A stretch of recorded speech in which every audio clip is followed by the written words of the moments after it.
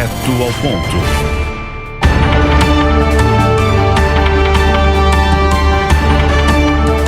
Boa noite. A partir de agora, pela Rede Jovem Pan, você acompanha o Direto ao Ponto nesta nova temporada de 2023.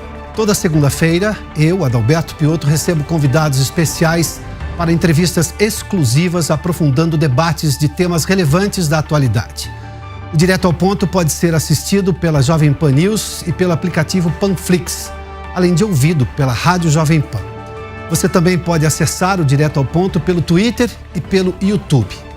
O nosso convidado de hoje é o governador de São Paulo, Tarcísio de Freitas. Governador, seja bem-vindo aqui à Jovem Pan. Muito obrigado por aceitar nosso convite. Boa noite a todos, é um prazer estar aqui no Direto ao Ponto.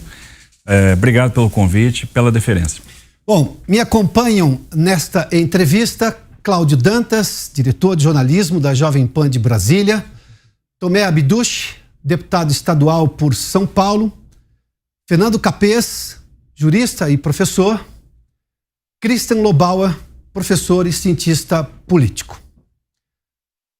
Nosso convidado, Tarcísio de Freitas, é engenheiro de formação e hoje governa o estado de São Paulo.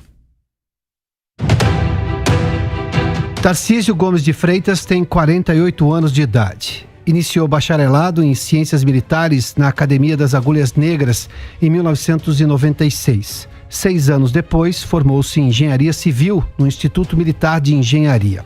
O atual governador de São Paulo deixou a carreira militar com o posto de capitão em outubro de 2008, quando entrou para o funcionalismo público federal. Na época, assumiu o cargo de analista de finanças e controle da CGU, a Controladoria Geral da União. Tarcísio exerceu a função de assessor do diretor de auditoria na área de transportes até março de 2011. Durante o governo de Dilma Rousseff, foi diretor executivo e diretor-geral do Departamento Nacional de Infraestrutura de Transportes. Foi nomeado em dezembro de 2018, logo após a vitória de Jair Bolsonaro, a ministro da Infraestrutura e esteve à frente da pasta até 31 de março de 2022. Licenciou-se do cargo para concorrer ao governo do estado de São Paulo. Tarcísio de Freitas foi eleito para o primeiro mandato à frente do estado mais rico do país, com 55,27% dos votos.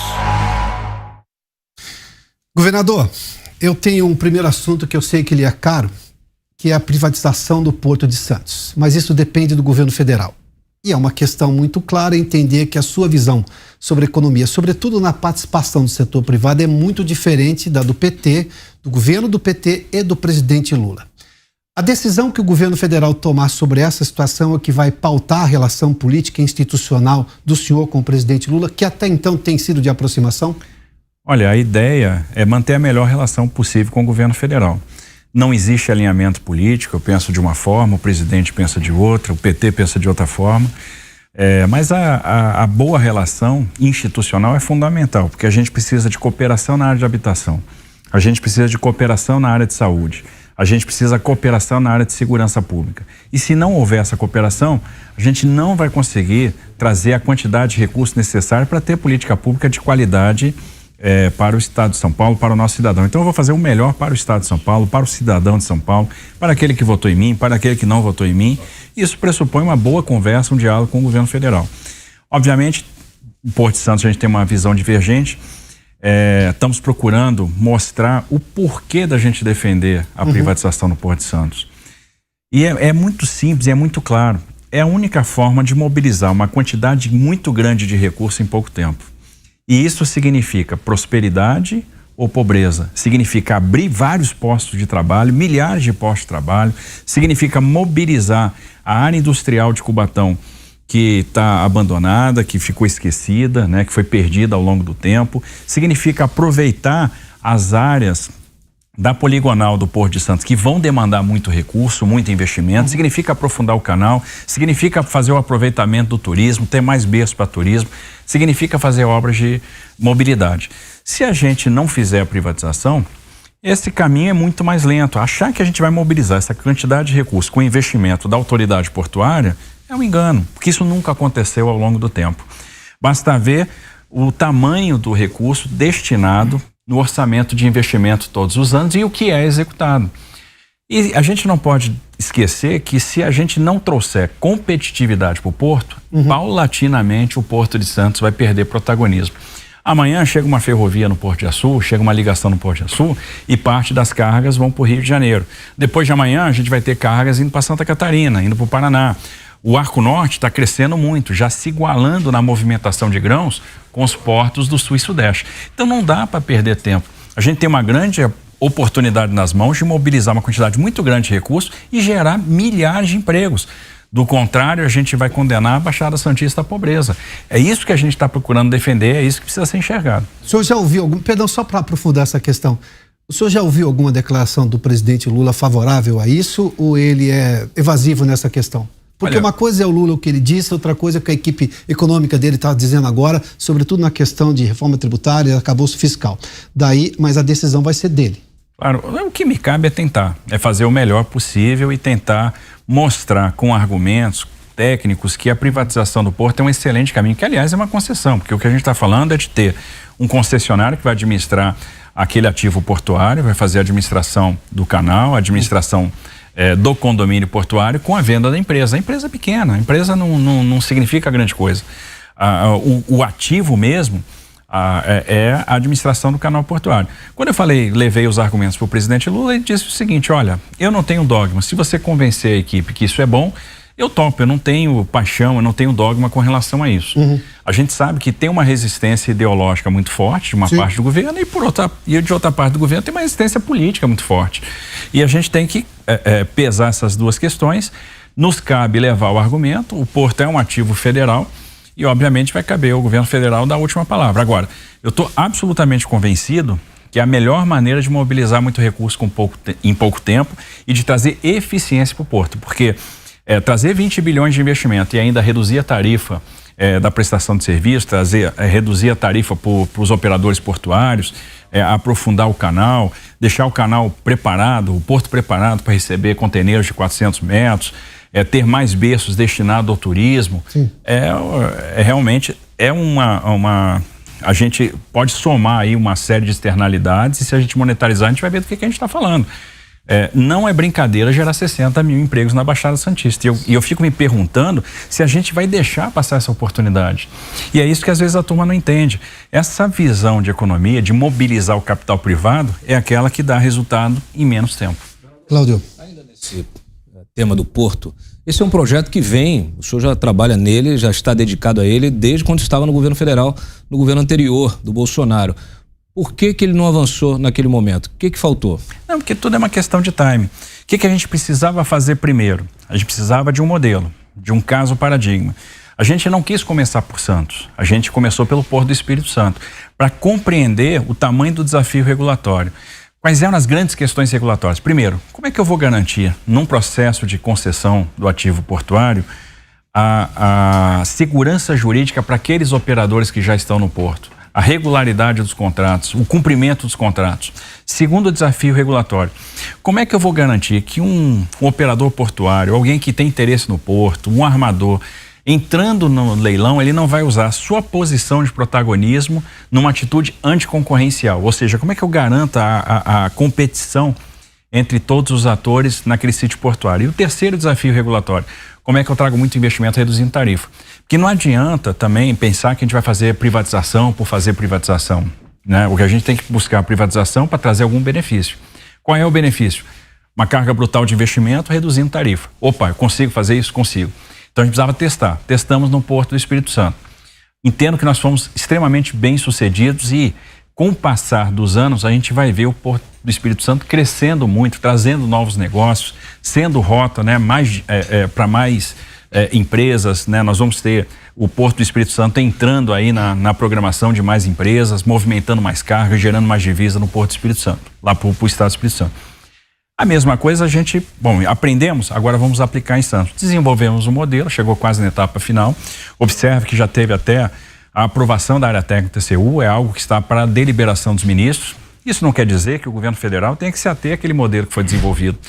É justo, e eu acho que é até importante que o governo faça as adaptações que julga necessário. E aí, coloca no mercado aquilo que ele entende melhor.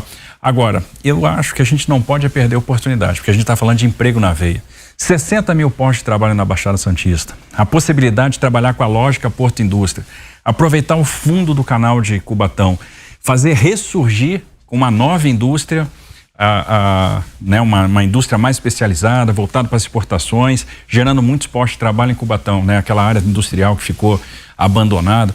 Então, são muitos benefícios para a sociedade da Baixada Santista e, para mim, é a grande novidade que a gente pode trazer para a Baixada. A gente tem eleição para as prefeituras, eleições municipais no ano que vem. O senhor acha que esse timing pode prejudicar essas negociações? Eu entendo que não. Eu entendo que não é algo que tem interferência direta na questão da eleição municipal. Eu entendo que é uma forma de trazer muita divisa, muito emprego e, obviamente, qualquer prefeito vai se beneficiar dessa onda positiva, né, desse otimismo que pode ser gerado com esse movimento. Nesse ponto, obviamente, quem está no poder hoje leva uma certa vantagem. Mas não vejo que esse seja um assunto determinante ou que seja o grande ponto da eleição municipal. Eu acho que isso realmente está na esfera estadual e federal. Governador, ainda ficando no tema do litoral, só que indo para o litoral norte. Teve a tragédia em São Sebastião, choveu mais em uma noite do que em um ano. E o senhor se fez presente, foi muito solidário, acompanhou o prefeito de São Sebastião, Felipe Augusto, e fez o encaminhamento de verbas necessárias ali, urgentes, um grande esforço. Estou acompanhando agora os distúrbios nos presídios do sistema carcerário do Rio Grande do Norte. E o ministro Flávio Dino, ministro da Justiça, fala já em encaminhamento de 100 milhões de reais de verba do governo federal para o sistema carcerário do Rio Grande do Norte. Lá nós temos mais ou menos 9.800 presos. O total de presos no Brasil são mais de 900 mil. Quanto que o governo federal ajudou e encaminhou para o litoral norte durante nessa tragédia e quanto o governo estadual está fazendo esforço para isso? Olha, o governo estadual percebeu logo que a situação era muito grave, se fez presente, a gente fez a transferência do gabinete lá para São Sebastião, a gente precisava auxiliar o prefeito, a gente tinha condição de intermediar a relação com o governo federal, imediatamente nós pedimos o apoio das Forças Armadas, elas se fizeram presentes, o exército chegou lá 2h30 depois da gente fazer o primeiro contato telefônico, já com aparato de aeronaves, com homens, enfim. E isso foi 2h30, governador? 2h30. Essa pronta resposta? Pronta resposta, porque eles mobilizaram o pessoal do Batalhão de Aviação de Taubaté, a Brigada de Caçapava, então eles chegaram muito rápido no terreno, isso foi importante porque naquele momento a gente não conseguia acessar as áreas críticas, nem por mar, por causa da ressaca, nem por terra, por causa dos deslizamentos de barreiras na Rio Santos, e nem por ar, porque estava faltando teto. Então, qualquer janela que a gente tivesse, a gente tinha que levar bombeiro e trazer ferido. A gente começou a fazer esse movimento com os helicópteros Águia da Polícia Militar, mas a gente entendeu que ia precisar de helicóptero de maior porte. Então, o Exército prontamente mandou.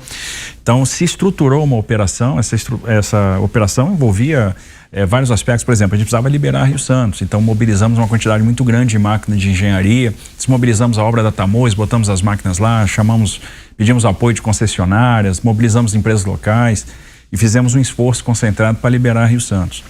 Envolvia o abastecimento de água, o restabelecimento das comunicações, o resgate de feridos para a rede de hospitais que ia estar de prontidão, primeiro o Hospital de Caraguatatuba, depois São José dos Campos, depois o próprio Hospital das Clínicas de São Paulo. Então foi montada essa operação e a partir daí vamos pensar no futuro. O que a gente tem que pensar? Bom, e aquele empreendedor que perdeu tudo naquele evento? A gente vai ter que dar crédito para ele. Então criamos 3 linhas de crédito diferentes. No total a gente está mobilizando 540 milhões de reais em crédito. Por exemplo, para o pequenininho, para o informal, cada um vai ter direito a pegar 21 mil reais de crédito, taxa zero, 180 dias de carência, 48 meses para pagar.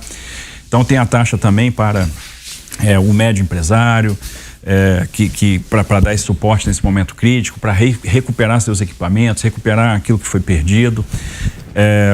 Tiramos as pessoas daqueles alojamentos provisórios, colocamos todo mundo no sistema hoteleiro local, então fizemos o acordo com o sistema hoteleiro, a iniciativa privada veio bancando e agora nós estamos na construção das moradias. A gente já contratou a construção de 702 moradias, 188 de alvenaria estrutural, 514 de steel frame. E a ideia é que em 150 dias a gente esteja com a chave na porta. E as pessoas ainda vão receber esses apartamentos com fogão, com geladeira, com micro-ondas, vão receber esses apartamentos equipados. Então, isso é uma medida importante para atenuar o sofrimento dessas pessoas e para tirar essas pessoas das áreas de risco. Então, só na questão moradia, o governo do estado vai mobilizar mais de 150 milhões de reais. E somando aquilo que a gente já disponibilizou de crédito, 540 milhões de reais. Então, a gente está fazendo todo o esforço para ter a recuperação o mais rápido possível, a volta à normalidade, para que esse ativo que é o Litoral Norte, que é um ponto muito interessante do ponto de vista turístico, que o turismo gera emprego, movimenta a economia, para que ele possa voltar a receber o turista e voltar à normalidade o mais rápido possível e que a gente não tenha, no verão do ano que vem, a mesma angústia, os mesmos medos do verão desse ano. E o governo federal, quanto que ele encaminhou? É isso que eu queria saber. Olha, diante de todo esse valor que o governo estadual encaminhou, eu queria saber do que foi polêmico à época, né? Só quero saber o quanto o governo federal encaminhou. Teve todo o aparato das Forças Armadas que estiveram presentes lá, várias pernadas de helicóptero, etc. Que eu saiba, o Ministério do Desenvolvimento e Integração Regional tinha liberado 7 milhões para o município de São Sebastião, né? Chegaram foi a primeira, acho que chegaram, né, para a prefeitura. Mas, enfim, a gente precisa, no final das contas, o mais importante hoje, a prioridade é a construção da habitação. As pessoas estão querendo saber o seguinte: onde é que eu vou morar? Puxa, eu perdi tudo. Né? Eu estou sem perspectiva. Quando acabar esse meu tempo aqui na pousada, no hotel, onde é que eu vou morar? Onde é que eu vou me reestabelecer? E essa resposta o governo vai dar construindo esses 702 apartamentos em São Sebastião. Por enquanto, nós já temos também disponíveis 300 apartamentos em Bertioga por 8 meses. É o acordo que a gente fez com uma das entidades que tem a propriedade daquele empreendimento. Então a gente vai poder colocar as pessoas provisoriamente em Bertioga, mas depois todo mundo vai ser acomodado em apartamentos construídos pelo governo do estado em São Sebastião. Senhor governador, o senhor foi muito efetivo nas decisões que foram tomadas e na prontação para poder estar dando um suporte à tragédia. Mas nós temos uma pergunta muito importante: o que nós podemos fazer para poder prevenir que isso não aconteça mais no futuro? Porque nós sabemos que há construções em áreas de risco, nós sabemos que há uma grande falta de infraestrutura em toda a região, e isso é uma coisa que acaba acontecendo praticamente todos os anos. Sempre temos alguma grande tragédia acontecendo no Brasil e muitas delas dentro do estado de São Paulo. Olha, essa é uma pergunta super relevante, porque é o seguinte: a gente tem que evitar a tragédia. Como é que a gente evita a tragédia? Primeiro, aperfeiçoando o nosso sistema de previsão e de alarme. No que diz respeito à previsão, a gente vai adquirir mais radares e radares mais modernos. Então a gente vai substituir os radares em operação hoje no Planalto e vamos comprar radares para o litoral, de maneira a abranger, né, a cobrir uma área muito maior e com equipamentos muito mais modernos, com equipamentos de última geração. Vamos contratar mais meteorologistas, ou seja, para aumentar a acurácia. Porque também não adianta ter um sistema de alarme super sofisticado se a sua previsão for ruim. Porque se as coisas não batem, as pessoas começam a perder a fé no sistema de alarme. A segunda questão é o sistema de alarme. Então nós vamos adquirir as sirenes, vamos instalar as sirenes nas áreas de risco, mas o mais importante é usar o celular. E aí a gente está conversando com as operadoras para que no verão do ano que vem a gente já tenha um serviço de cell broadcasting funcionando, ou seja, aquele serviço que não vai pegar o usuário cadastrado ou o usuário daquele DDD, não, vai pegar aquele usuário que está na área da antena, está na área de uma herb, numa área ali daquela frequência. E aí todas as pessoas vão receber aquele alerta, o alerta sonoro, o alerta que vai ali estar presente no celular, independente de ele estar no silencioso, e a pessoa só vai desmobilizar o alerta quando ela vê e der o comando para desmobilizar. Então, se o aparelho estiver conectado, se o aparelho estiver carregado, ele vai receber o alerta, ele vai fazer barulho, ele vai vibrar, porque a pessoa vai ver, puxa, tem um alarme aqui que está tocando. Esse é outro ponto importante. Agora, uma questão fundamental e que tem que ser o foco da nossa política habitacional é a desmobilização de áreas de risco. Sim. E isso tem que fazer parte da política habitacional do governo do estado. Então, a política habitacional vai estar muito calcada na desmobilização de pessoas em áreas de risco, das pessoas que moram nas encostas, das pessoas que moram nas várzeas do Rio. Na várzea do Capivari, na várzea do Sorocaba, na várzea do Tietê e nas escarpas, nas encostas da Serra do Mar, seja na Baixada Santista, seja no Litoral Norte, seja na região metropolitana de São Paulo. Então esse vai ser o foco da nossa ação habitacional, e aí a nossa ideia é aumentar o volume de recursos para aumentar a provisão de habitação. Cristian, por favor. Eu queria aproveitar a deixa da discussão sobre Santos para ampliar um pouco a discussão sobre o protagonismo do estado de São Paulo. Porque, historicamente, São Paulo, a gente chama São Paulo de locomotiva do Brasil, etc., mas São Paulo foi perdendo um pouco, foi cedendo, vamos dizer assim, sua condição de estado líder, de estado locomotiva, de estado... O que aconteceu historicamente também nesses 40 anos é que a gente teve PMDB com Montoro, Quércia e Fleury, e depois 28 anos de PSDB. O bom foi que o PT não conseguiu tomar São Paulo, mas o ruim é que esses 28 anos... Desculpa o braço, isso, para entender o seu áudio melhor, por favor, obrigado. Esses 28 anos, eles deixaram alguns vícios, provavelmente. Por melhor que tenha sido a performance do PSDB, e não foi tão ruim assim, a sua chegada, como outsider, no bom sentido da palavra, permite que se possa entrar nesses vícios, nesses erros, nesse aspecto mais inercial do PSDB, e você possa mexer nisso. Você já teve tempo de ver aspectos que o governo tem de atraso, e você concorda que é necessário retomar esse protagonismo paulista no Brasil, porque São Paulo foi cedendo, a gente percebe isso, e no caso de Santos é quase um pouco isso que pode acontecer, a gente perde para outros estados no final, né? Concordo, é uma coisa interessante. Observe que São Paulo é 1/3 do PIB brasileiro, né?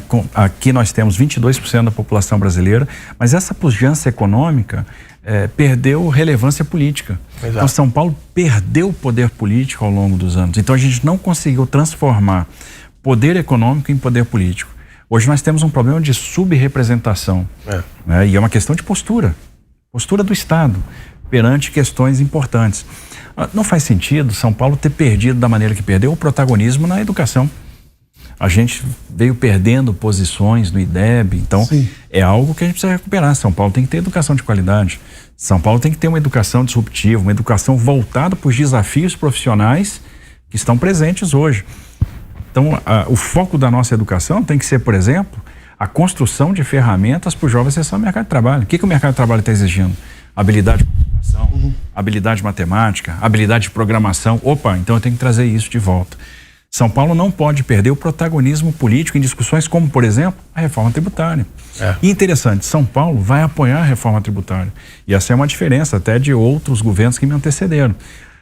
Nós não temos hoje barreira, por exemplo, com relação à tributação no destino, que sempre foi uma barreira, porque São Paulo perdia recurso no curto prazo. E o que a gente está percebendo? A gente pode até perder a arrecadação no curto prazo, mas eliminando a guerra fiscal a gente ganha muito no médio e longo prazo. Então isso vale a pena para São Paulo. Vale a pena investir num sistema tributário menos oneroso, mais simples, menos burocrático.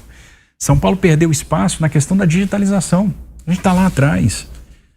E obviamente se você não tem digitalização, você não tem transparência, porque digitalização e transparência andam umbilicalmente colados. Então, se você não tem um governo digital, você não tem um governo transparente. Então, são passos que a gente vai ter que dar. Aliás, a digitalização vai proporcionar redução de despesas. A gente começa a eliminar ineficiências. Você pega que é um estado que tem mais de 100 carreiras diferentes, né? Nós temos vários postos que, se a gente parar para pensar, será que eu preciso dessa estrutura ainda hoje? Existem estruturas que, se eu eliminar amanhã da máquina do Estado, ninguém vai perceber. Ninguém vai fazer falta. Não vai fazer falta. Então, essa reforma a gente precisa fazer. Até porque, como a gente quer impulsionar a indústria significa que, em alguma medida, também reduzir a carga tributária. Para reduzir a carga tributária, eu tenho que cortar a despesa. Senão, eu não consigo fazer esse movimento. Mas você acha que essa perda de relevância que o Christian fez menção e que o senhor concorda em boa parte, foi por causa dessa polarização PT a PSDB aqui, que hoje tem do país, não exatamente com o PSDB, mas isso atrapalhou, digamos, uma proeminência maior no governo federal, porque os governos sempre foram do PSDB aqui, quando o PT esteve no poder? Talvez em alguma medida, mas eu entendo que não é só isso, né? Eu entendo que faltou, por exemplo, a aglutinação da bancada de São Paulo nos interesses importantes para o Estado. Porque observe, o Estado de São Paulo tem a maior bancada de deputados federais, 70 deputados federais. No entanto, você tem um nível de desagregação, de desarticulação que é impressionante. Mas é política essa desagregação? É política. É política. Ideológica. Como é que se junta o PT junto com os deputados que são da outra corrente? Aí é questão existem questões que são maiores, que são as questões que afetam diretamente o Estado de São Paulo, o emprego do Estado de São Paulo, o protagonismo do Estado de São Paulo. A gente precisa juntar isso, né? E isso é fundamental. Por exemplo, observe, e aí é um exemplo e um contra-exemplo ao mesmo tempo. Sim. São Paulo aprovou na Assembleia Legislativa a lei que trata da regularização fundiária. O PT judicializou. Sim.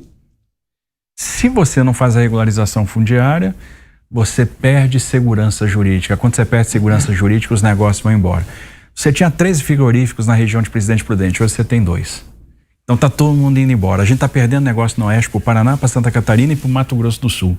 Obviamente por causa de uma política tributária agressiva por parte dos outros estados, mas por falta dessa segurança. Então um local que você tem terra fértil e disponibilidade hídrica está empobrecendo. Então, e a gente não consegue aglutinar todo mundo para que seja percebido que isso é fundamental.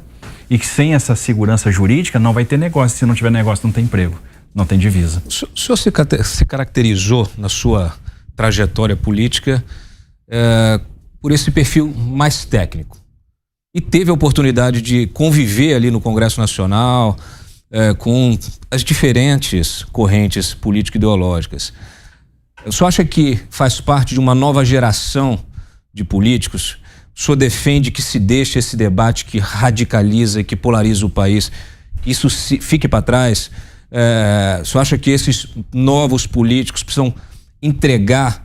Porque o eleitor, no final das contas, se você for perguntar para ele, é de direita, é de esquerda, às vezes ele não sabe nem do que ele está falando.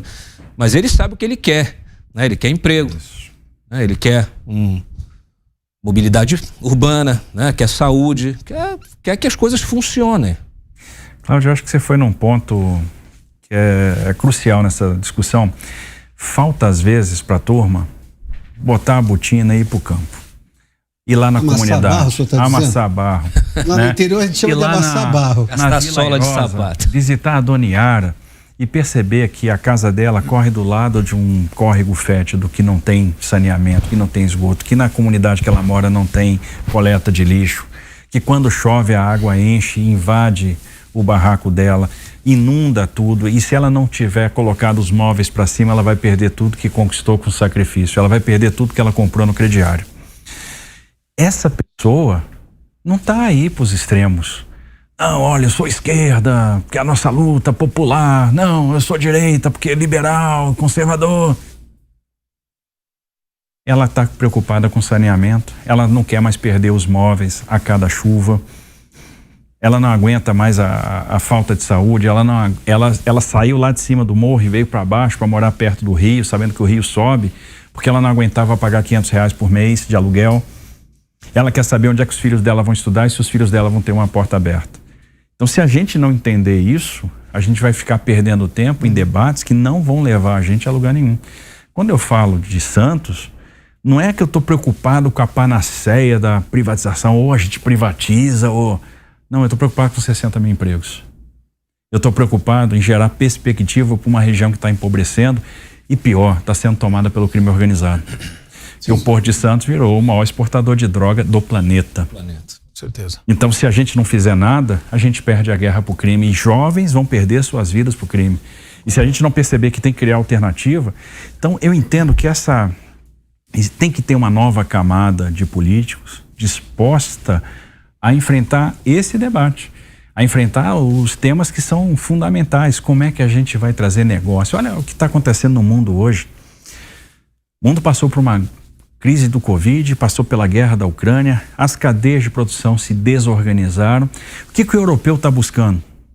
Está buscando um parceiro confiável, está buscando alguém que possa produzir o que ele não tem e que ele tenha tranquilidade para transacionar, que ele tenha tranquilidade e estabilidade de um regime democrático, que ele sabe que vai produzir e vai entregar e não vai estar...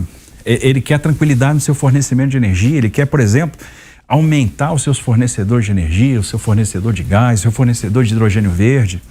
Olha a porta que se abriu para o Brasil para promover aqui uma nova industrialização. E a gente não pode perder essa oportunidade, porque do contrário, quem vai levar todo o negócio é o México. É a Indonésia, não vai ser o Brasil. E a gente vai ficar de fora do game novamente. Governador, pois não. A questão da... Pois eu tomei, por favor.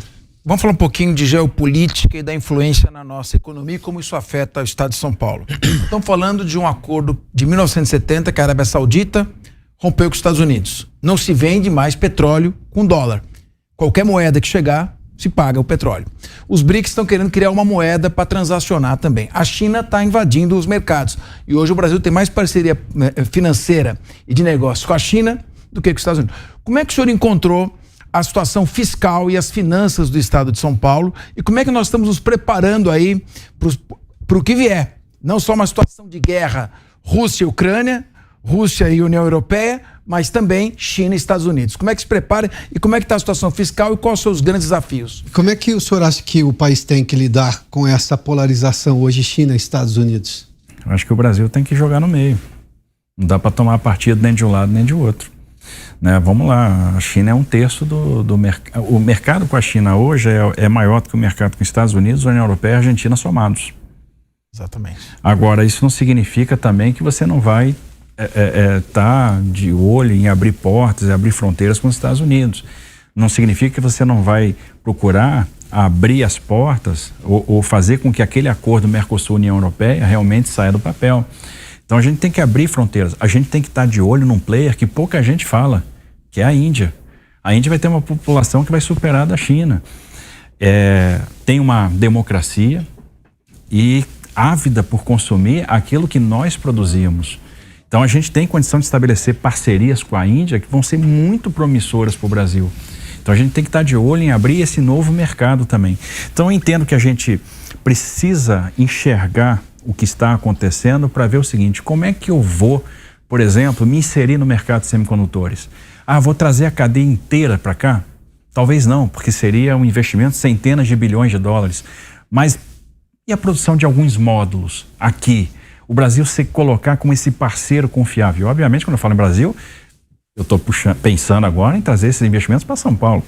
Como é que o Brasil vai se comportar, e em São Paulo em especial, que tem essa riqueza chamada cana-de-açúcar, que de tudo, você aproveita tudo no seu ciclo? Sim. Você gera o açúcar, o etanol de segunda geração, você gera o fertilizante, você gera o biometano. Devolve energia para a rede. Devolve energia para a rede, né? E você produz o hidrogênio verde a partir do etanol. Então, como é que a gente vai se inserir nesse mercado de transição energética? Né? Como é que a gente vai produzir, trazer o hidrogênio verde para cá? Que está todo mundo hoje falando de hidrogênio verde. Ninguém pode produzir mais hidrogênio verde que o Brasil, do que São Paulo. Então, que alavancas nós vamos mexer do ponto de vista de oferta de energia, do ponto de vista tributário, de simplificação, para trazer esse negócio para cá e aproveitar essa grande oportunidade e sair em vantagem. E no final das contas, jogar em todos os campos. Jogar com o americano, jogar com o chinês, jogar com o indiano. Ou seja, se beneficiar dessa desorganização e se apresentar para o mundo como um destino preferencial de investimento, pela estabilidade que nós temos, pela infraestrutura que nós temos, né? E criando esse ecossistema favorável para a atração de investimento. Do ponto de vista fiscal, Capês, o que a gente encontrou? Está longe de ser um Estado desorganizado fiscalmente. Eu entendo que o PSDB deixou aqui, de fato, um legado. É nossa responsabilidade preservar esse legado deixado. Agora, há de se ter cuidado. Nós temos 80 bi de benefício tributário, por exemplo. Com as leis complementares 192 e 194, o Estado perdeu 12 bi. Quando você fala 12 bi, você tem que pensar em 4 anos, são 48 bi. Soma 80 bi com mais 48 bi, 128 bi a menos em 4 anos. Uhum. Benefício fiscal é bom? É bom, mas a gente tem que avaliar o que faz sentido do ponto de vista econômico para agregar valor, para gerar contratação, para gerar trabalho, para gerar emprego. Então essa avaliação econômica ela tem que ser feita caso a caso. E é óbvio que a nossa linha é a redução da carga tributária. É alongar prazo para recolhimento de CMS, é trocar crédito de CMS por investimento. Hoje a gente fez mais uma liberação de crédito de CMS que estavam retidos. Esse dinheiro liberado vira investimento, vira contratação, vira compra de equipamento, é reduzir o ICMS na aquisição de bens de capital. Então são uma série de medidas, é rever as substituições tributárias, ou seja, são uma série de medidas para tornar a vida do empreendedor mais simples. E a gente quer aproveitar essa oportunidade. Tem uma avenida que se abriu para o mundo e a gente tem que caminhar nessa avenida. E se a gente fizer o dever de casa, nós vamos trazer muito negócio para o Brasil. E obviamente a gente quer protagonizar isso aqui em São Paulo. Tomé. Governador, o senhor falou agora há pouco do Porto de Santos, tráfico de drogas. Eu queria trazer a conversa um pouquinho aqui para São Paulo, falar de Cracolândia. Nós temos um problema muito sério na Cracolândia hoje, é um problema de segurança pública, temos um problema social gravíssimo e um problema de saúde. Nós estamos vendo uma população lá totalmente assustada, empresários de mais de 40 anos fechando as portas, nós estamos vendo famílias que moram nessa região com filhos pequenos que não podem mais andar nas ruas, um problema seríssimo de assalto. Nós percebemos em outros países algumas ações que foram muito propositivas e positivas em relação a acabar com a Cracolândia, como aconteceu em Nova York, na época do governador Rodolfo Giuliani, e em seguida no governador que veio o seguinte, foi o Bloomberg. Eles tomaram uma ação que foi diminuir a forma como se avalia a diferença entre tráfico de drogas e o uso de entorpecentes. De tal forma que, com uma quantidade menor sendo considerada tráfico de drogas, os traficantes acabaram desaparecendo. O senhor tem alguma medida já esperada para a gente poder combater tudo isso e poder salvar essa população e uma área tão importante da história de São Paulo? Esse eu entendo que é um dos problemas mais complexos que a gente tem em São Paulo hoje. Eu entendo que você só vai resolver isso aliando uma série de políticas públicas, né? Primeiro, de fato, aí sim, um combate intransigente, firme com relação ao tráfico de drogas. Então, a política de segurança pública é uma política fundamental.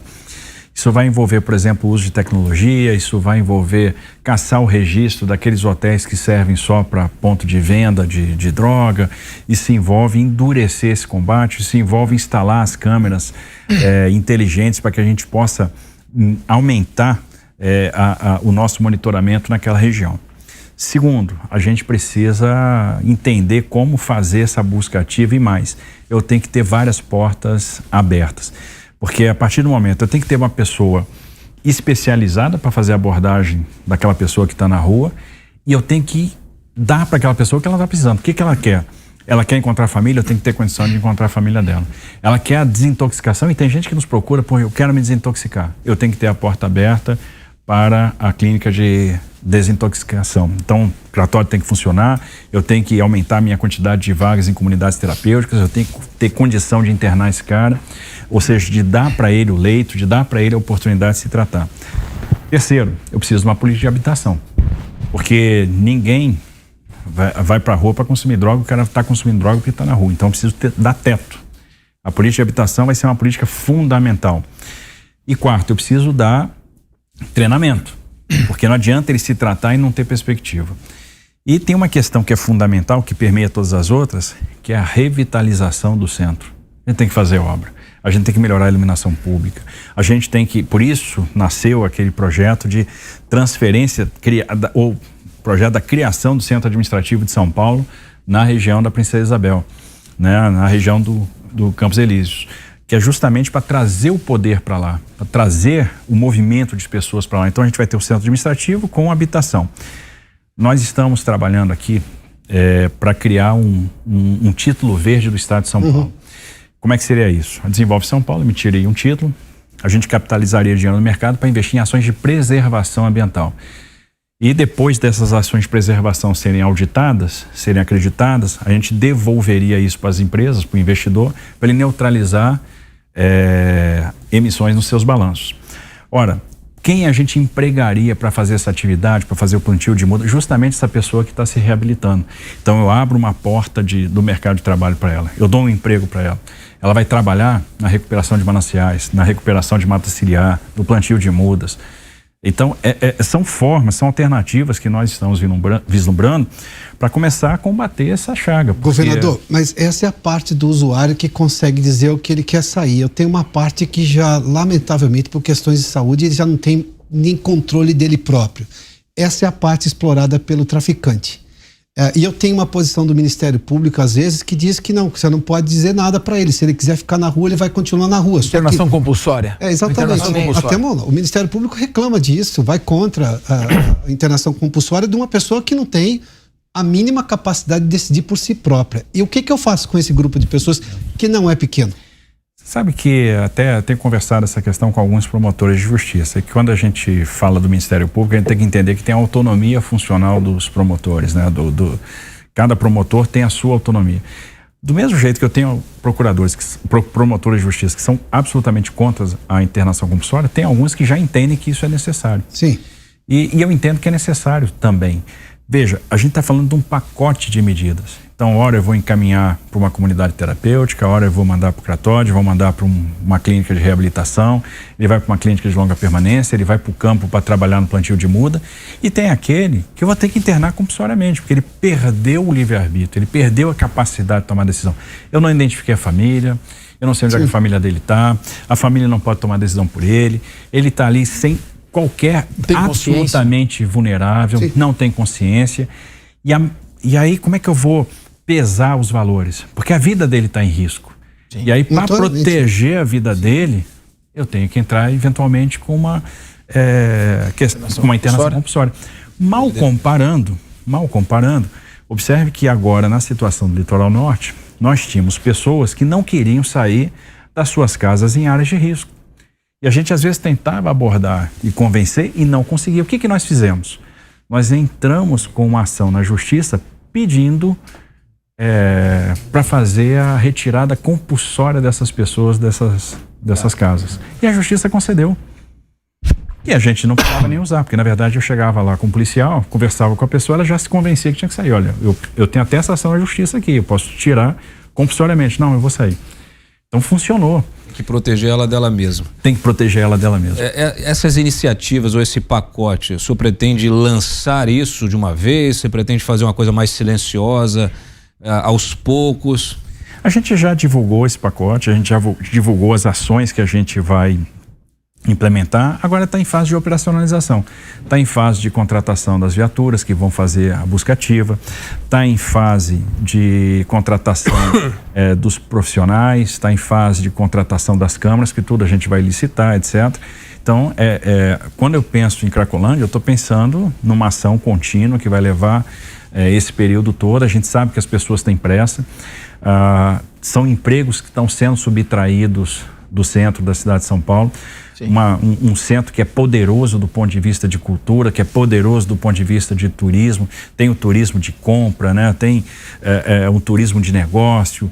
A gente não pode perder tantos empreendimentos. São pequenos empreendedores que estão fechando seus estabelecimentos por falta de segurança para atuar. Isso é inadmissível. Então eu sei que todo mundo tem pressa, mas nós temos que pensar cada passo que nós vamos dar, entrar com a reabilitação das ruas, dos logradouros, a recuperação desses endereços, recuperação da iluminação pública. Estava conversando com o secretário de Segurança a possibilidade de instalar um batalhão de polícia militar na região, e um batalhão que vai basicamente se deslocar com motocicleta, para a gente ter velocidade, né, pronta resposta. Então a gente vai aumentar muito o efetivo policial no centro, para aumentar justamente essa vertente da segurança. Nós vamos endurecer. Agora, deixa eu só trazer o Christian, por gentileza. Depois, mas eu não queria interromper. Eu queria fazer uma questão também ligada a isso. Eu ia mudar de assunto, Pelto. Então, se for continuar nesse tema... Eu queria entrar nesse tema um pouquinho. Então, eu queria só entrar no tema bem rapidamente. Uma vez que esses lojistas de lá, que estão lá há muitos anos, estão perdendo vendas, muitos fechando as lojas, será que não seria importante o Estado poder dar alguma coisa, uma vez que o próprio Estado não consegue garantir a segurança, como a Prefeitura baixar o valor do IPTU durante um período, algum tipo de ajuda tributária, para que os lojistas possam sobreviver, porque eles estão fechando portas, e eles, quando fecham portas, eles deixam de gerar empregos, eles deixam de arrecadar impostos, e é muito grave essa situação toda. Será que não seria importante A Prefeitura está junto nisso que o Tomé está dizendo? Está abraçando a causa também? Tá abraçando a causa. Existe uma coordenação muito forte hoje do Estado com a Prefeitura. Eu acho que todo mundo entendeu que precisa dar as mãos. Não é um problema que a Prefeitura vai resolver, que está na mão da Prefeitura resolver, ou não está na mão do Estado resolver. Eu acho que são Prefeitura e Estado trabalhando juntos. Aí sim a gente tem uma esperança de resolver. A gente discute muito essa questão, que, por exemplo, quando a gente falou da instalação de negócios no centro, a gente sempre falou, que tipo de benefício tributário eu posso dar para minorar, para atenuar essa situação que está ocorrendo. Até porque, eventualmente, a gente até estava discutindo isso, eu vou interromper uma rua para fazer uma obra de revitalização, e a revitalização de logradouros vai ser algo importante. Eu tenho que manter esses negócios de pé. Então, que tipo de incentivo eu vou dar? Isso é algo que está na nossa pauta, nós estamos estudando.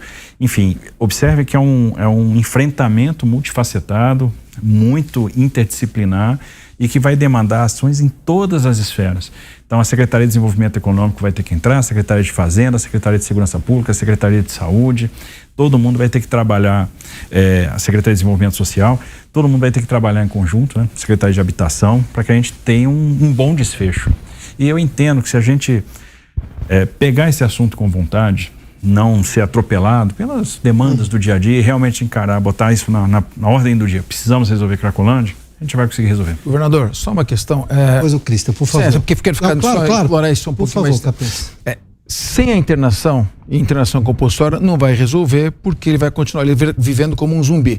Então, sua grande tarefa será convencer o Ministério Público e a Justiça como um todo de que a internação é fundamental para acabar com a Cracolândia. A questão que eu queria colocar dentro disso que o Tomé falou... Fácil convencer, Capês, o Ministério Público? Acho que dialogando, conversando, mostrando fatos, indo na linha argumentativa que o governador vai, sem imposição, eu acho que ele acaba convencendo e é imprescindível que isso aconteça. Eu acho que se a gente mostrar que é mais uma alternativa, mas nós estamos tentando abrir várias outras portas, e a última, de repente, que a gente vai abrir é essa, talvez a gente encontre aí reverberação. Eu acho que não, eles estão tentando de tudo. O que não deu certo, porque aí alguém vai para o cratório, alguém vai para a comunidade terapêutica, alguém vai pedir a família, alguém vai querer ir embora para o seu estado de origem, enfim. E de repente, quem eu não conseguir tratar de jeito nenhum e não tem condição de tomar decisão, a internação não é um depósito de seres humanos, é para salvar a vida. Agora a questão que eu queria colocar é a seguinte: a cidade de São Paulo, já que se tocou na Cracolândia, na cidade de São Paulo nós temos aí de 12 para 13 milhões de habitantes. 3 milhões moram na área que tem infraestrutura. 9 milhões completamente afastados de ocupações irregulares, muitas vezes em áreas de risco. Esse readensamento passa pelo plano diretor, que não é função do governador do estado. O senhor pensou no entrosamento com o prefeito para tentar trabalhar a mudança do plano diretor para estimular uma maior ocupação da região central e da área?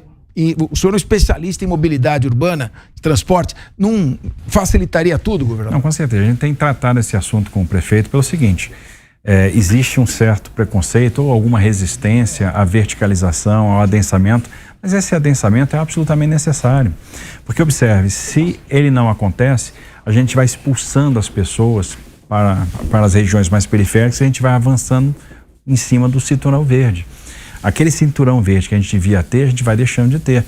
Isso ambientalmente é problemático. Então faz muito sentido eu adensar pessoas onde já tem infraestrutura de transporte e infraestrutura de saneamento. O transporte vai ficar mais barato, o saneamento vai ficar mais barato. E aí, vamos olhar São Paulo. O que a gente vê? A São Paulo Industrial nasceu nas margens das linhas dos trens. E a São Paulo Industrial morreu nas margens das linhas dos trens. O que eu tenho de galpão abandonado é uma enormidade. O que a gente poderia transformar de áreas abandonadas em habitação de interesse social, habitação de médio padrão, em local onde eu já tenho infraestrutura de transporte. Então, se eu sair do centro, na direção da Lapa, da Barra Funda, pegar esse trecho Barra Funda, Campos Elíseos, é uma enormidade de áreas passíveis de edificação. Observe que eu tenho a própria linha do trem que segrega a cidade, espreme parte da cidade na várzea do Tietê, né? Pensando grande, pensando num projeto de grande porte, se a gente rebaixasse essa linha, a gente teria condição de melhorar a qualidade desse adensamento, a gente valorizaria determinadas áreas que perderam no final das contas densidade ao longo dos anos. Então tem muita coisa para se fazer do ponto de vista urbanístico aqui na cidade que com certeza traria muito benefício. Cristian, por favor. Esse tema é muito importante e acho que ele também é um tema nacional, né? Ele deixou de ser um tema paulistano, um tema paulista. Está em todas as cidades do Brasil, você chega a ver gente com crack no interior do Piauí, né? Então, assim, fazendo uma ponte com a questão que eu estava interessado em lhe perguntar, é justamente essa oportunidade que talvez seja o melhor resultado das eleições de 22, dentro de quem ficou intrigado com o resultado, é a vitória de Tarcísio em São Paulo e Zema em Minas. Não há um alinhamento entre São Paulo e Minas desde 94 na história brasileira, que era Covas e Azeredo, Fernando Henrique presidente. Depois não se viu mais. São Paulo e Minas governam-se mais de 60 milhões de brasileiros. Então, assim, esse é talvez o ponto mais positivo e mais instigante da política brasileira hoje. Nós estivemos juntos num almoço com o governador Zema, entre o primeiro e o segundo turno, e houve ali, já havia mais uma simpatia, uma empatia, talvez seja a melhor palavra, entre os governadores que participaram logo depois de um evento na Portuguesa e tal. E a minha pergunta é justamente essa, quer dizer, como o senhor vê essa parceria café com leite mais moderna, modernizada, né? Como é que você vê isso? É muito cedo em falar em 26, nós estamos começando aqui uma administração, mas inegavelmente essa aproximação tem um apelo muito positivo para São Paulo, para Minas e para o Brasil inteiro, né? Como é que você vê essa integração de governos? Inclusive na questão da droga também, porque, enfim... E nós temos várias oportunidades de cooperação. A gente tem realmente um alinhamento muito forte, a gente pensa muito parecido. Eu tenho um excelente relacionamento com o governador Zema, que para mim é um excelente governador, e é de fato tão bom que foi reeleito, né? A qualidade do governo Zema foi referendada nas urnas. Então eu vejo o Zema como uma grande liderança. Então há vários pontos de interseção, vários pontos de cooperação. Tem a questão do combate à droga, tem a questão desse aproveitamento da oportunidade de nova industrialização, tem a questão da cooperação na área da infraestrutura e, obviamente, a gente tem como estabelecer mecanismos de defesa em comum, né? Porque isso em algum momento vai ser necessário. Por exemplo, a nossa posição conjunta vai ser fundamental para um bom contorno, uma boa definição da questão da reforma tributária. Porque São Paulo e Minas unidos tem muito peso. Isso não pode ser desprezado. Eu tenho certeza que isso já foi percebido no Congresso Nacional. Então, felizmente a gente está caminhando muito bem, a relação de apreço, de admiração é mútua, é muito grande. E, para mim, o Zema é um dos grandes quadros da política brasileira hoje e a nossa ideia é caminhar junto, sim. E tem mais gente que cabe nesse grupo aí? Claro. De governadores aqui do Paraná, ou do Rio, enfim? Claro, a gente está fortalecendo o nosso consórcio Sul e Sudeste. Tivemos uma reunião recente no Rio de Janeiro, então, o governador do Rio, né, o Cláudio Castro, o Zema estava presente, o Ratinho Júnior, né, o governador de Santa Catarina, do Rio Grande do Sul, então o Jorginho Melo, o Eduardo Leite. Eu entendo que a gente está formando aí um grande bloco para defender esses interesses do Sul e Sudeste de maneira uníssona, né, de maneira coordenada. O senhor acha que essa é a reação possível do que um Estado dentro da lógica da Federação Brasileira, que é bastante questionável por vários pontos de vista, de reagir, por exemplo, a políticas que o governo federal implementa e que vão contra a lógica da recuperação? O senhor vem de um governo que recuperou a economia no meio de uma guerra, num pós-pandemia. E, aliás, pegando só um ponto extremamente importante, zerando o tributo federal, negociando com o Congresso a redução de imposto do Estado. Aliás, São Paulo está reclamando ICMS também, porque houve aumento da arrecadação no ano passado, não houve? Houve. Mesmo com a redução? No ponto de vista federal, sim. Do ponto de vista estadual, não. Não houve aumento de imposto? De arrecadação, não. Na verdade, São Paulo perdeu na última perna, ali no último semestre, em função da perda, porque o ICMS de combustível era muito representativo. Mas o fato de recuperar a economia no momento daquele, a medida não é válida, porque o senhor está desonerando impostos. O governo federal está reonerando combustíveis. Os caminhos são absolutamente opostos. O que a gente está percebendo, né? A gente escolheu alguns setores, né? Nós soltamos 11 decretos de desoneração, então a gente reduziu o ICMS. De certa forma, é um mecanismo de defesa de São Paulo, para a gente se blindar dessa guerra fiscal, para a gente tornar as nossas empresas mais competitivas. E depois de fazer esse movimento, o que a gente notou? Nós tivemos um aumento de faturamento naqueles setores que foram desonerados. Então, significa que a medida foi acertada, significa que a gente está tendo agora um ganho. Ou seja, reduzir imposto, estou aumentando a atividade. Então, foi bom. Obviamente, tem uma dosagem para a gente fazer isso, mas eu entendo que a gente está indo na direção correta. E a nossa ideia é desonerar mais. Obviamente, para eu desonerar mais, eu vou e fazer frente a algumas pressões de gastos que nós vamos ter, né, que são pressões importantes, principalmente salários, e os salários dos servidores de fato estão muito defasados. O salário do policial está defasado, o salário do médico, o salário do enfermeiro, né, o salário dos agentes do Estado. Então é fundamental que eu olhe para essa questão salarial, mas em contrapartida eu preciso criar o espaço. E criar o espaço significa reduzir gasto e aumentar a receita naquilo que é possível. Como é que a gente pode aumentar a receita? Desmobilizando o ativo imobiliário. São Paulo tem um patrimônio imobiliário de 130 bi de reais. Só para você ter uma ideia, são 56 prédios públicos no centro de São Paulo. A gente usa 807 mil metros quadrados. Eu teria necessidade de usar 300 mil metros quadrados. O Estado tem várias fazendas, né, que podem ser desmobilizadas. Algumas, obviamente, têm interesse, né, da questão pesquisa, mas eu hoje eu utilizo uma parte das áreas e a outra parte eu arrendo para cana-de-açúcar. Então, não faz sentido manter esse patrimônio. Segunda coisa, nós precisamos de uma maneira de recuperar crédito tributário mais fácil. A gente tem aí um ativo de 360 bi em créditos tributários, né? É o valor da dívida ativa, e eu preciso fazer com que essa massa de crédito tributário diminua. A gente tem que fazer esse dinheiro entrar. Então, que tipo de burocracia eu estou impondo a quem quer aqui liquidar seu débito com o Estado e não está conseguindo? Então, fazer até o paralelismo com o que acontece hoje no âmbito federal é importante. E mais, as ações de securitização da dívida que podem gerar uma receita importante. E o outro ponto é uma reforma administrativa, para enxugar, para diminuir de tamanho. Até que se eu quero pagar mais aqueles servidores que são de carreira, que são estratégicos, eu tenho que dar uma diminuída no tamanho do Estado. Então essas ações são fundamentais.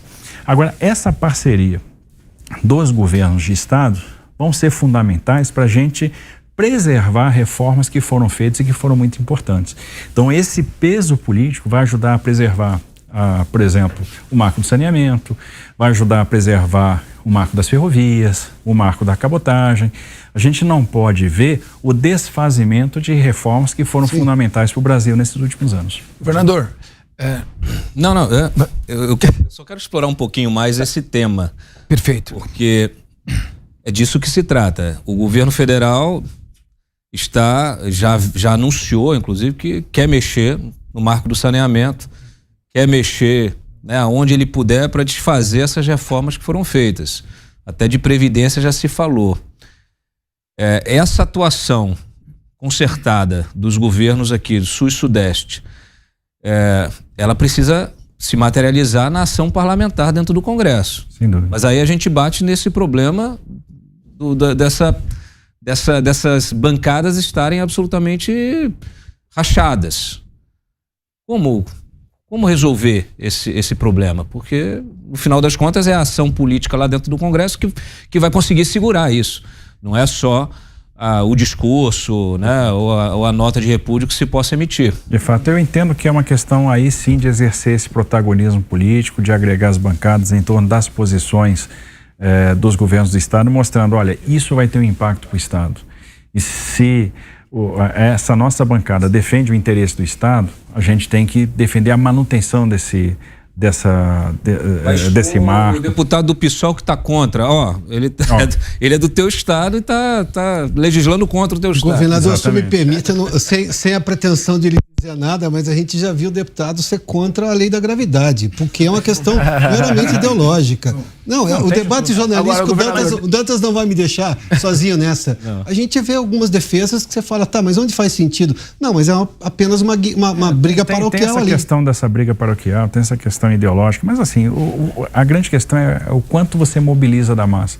Você sempre vai ter o extremo, você vai ter o dissidente, você não vai ter unanimidade, ok, mas a gente precisa ter aqueles que vão fazer a diferença, né, que vão entender, olha, essa reforma é importante, aqui não dá para mexer. O senhor está falando de vários projetos de habitação, etc. Na semana passada, o deputado Boulos estava aí comemorando, ele descobriu que tem cisterna, tem caixa d'água nos barracos do MTST. Ele precisa... Qual é a recomendação que o senhor dá para ele? Como parlamentar, deputado federal? E que quer ser prefeito? Visitar São Sebastião com a gente, né? Ver o que a gente vai fazer lá, né? Ver como é que a gente vai conduzir uma política habitacional que vai tirar as pessoas da área de risco. Eu acho que vai ser um aprendizado importante para ele. Governador, nós estamos aqui com um deputado estadual eleito de 200 mil votos, deputado mais fresco aqui da Assembleia Legislativa, o Tomé Abduch. Eu fui presidente da Assembleia. Mais o quê, Capês? Mais recente. Mais recente, tá bom. Mais novo, não no sentido de idade, né? Mais recente. Nas Forças Armadas a gente diz que é o mais moderno. É o mais moderno, pronto. Mais moderno fica assim. É o novinho, como se diz. Durante os 7 mandatos... na apresentação da pergunta. Durante os 7 mandatos dos governos do PSDB, a Assembleia Legislativa sempre se mostrou muito cooperativa. E sem esse toma lá da cá. Eu me lembro que, inclusive, quando eu fui presidente da Assembleia, nós aprovamos, se não me engano, a lei que autoriza a venda de todo o patrimônio imobiliário de uma vez só. Tem uma relação enorme de imóveis que estão lá aprovados. E, inclusive, extinção de várias empresas obsoletas. Como é que o senhor está, o presidente eleito, André do Prado, é muito cooperativo também. Como é que o senhor está vendo a Assembleia Legislativa? Um campo hostil ou um campo realmente que dá para trabalhar? Porque não é hábito na Assembleia Estadual e se toma lá da cá de emendas parlamentares, estamos vendo no Congresso Nacional. Olha, eu estou muito otimista. O nosso lema, desde o início, a gente tem dito que a gente vai fazer o governo 3D. O governo que vai promover o desenvolvimento, que vai trazer dignidade para as pessoas e vai fazer isso na base do diálogo. Então, o que a gente acredita é no diálogo. A gente quer manter um excelente diálogo com a Assembleia Legislativa, respeitando o parlamento e governando em conjunto. A gente entende que o parlamento vai ter um papel fundamental na definição de políticas públicas, na aprovação de projetos importantes. Temos debates fundamentais para se fazer. Vou citar um exemplo.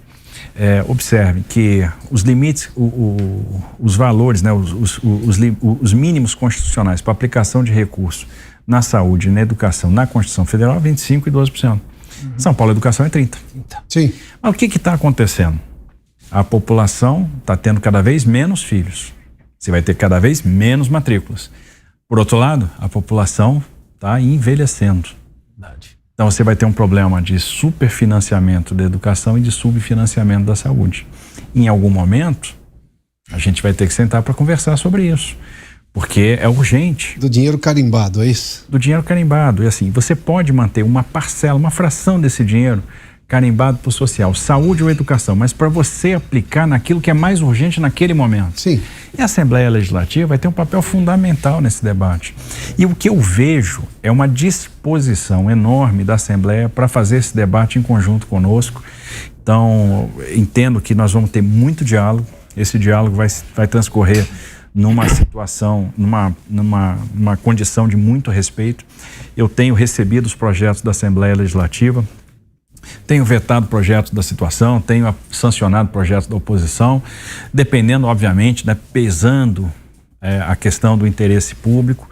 Vejo um presidente de Assembleia que chega à presidência com ampla maioria, muito habilidoso, preparado, tarimbado já por vários mandatos. Acho que nós fizemos lá, existe na Assembleia uma excelente composição de mesa que vai permitir a harmonia nos trabalhos. E a nossa disposição é a disposição de dialogar, de debater, de colocar o nosso ponto de vista e, obviamente, a gente vai submeter às decisões da Assembleia Legislativa, né, que vai também fazer o seu juízo de valor, vai ponderar, vai votar, que é o papel de cada parlamentar. Mas eu estou vendo que isso vai transcorrer num ambiente muito republicano, de muita cooperação e pensando no interesse de São Paulo. E essa constante judicialização de projetos aprovados por deputados, você vê no Congresso Nacional, menos na Assembleia, isso não desprestigia o Poder Legislativo? São os próprios parlamentares que batem toda hora na porta do Judiciário pedindo para suspender decisões ou declarar inconstitucionais. Eles próprios estão boicotando o seu poder. Não, isso é ruim, né? Observe que eu participei daquela reunião do dia 9 de janeiro, né, com o presidente da República lá em Brasília, e ele dizia que é muito ruim a judicialização da política. Né, que ele não quer, acho que isso tem que acabar.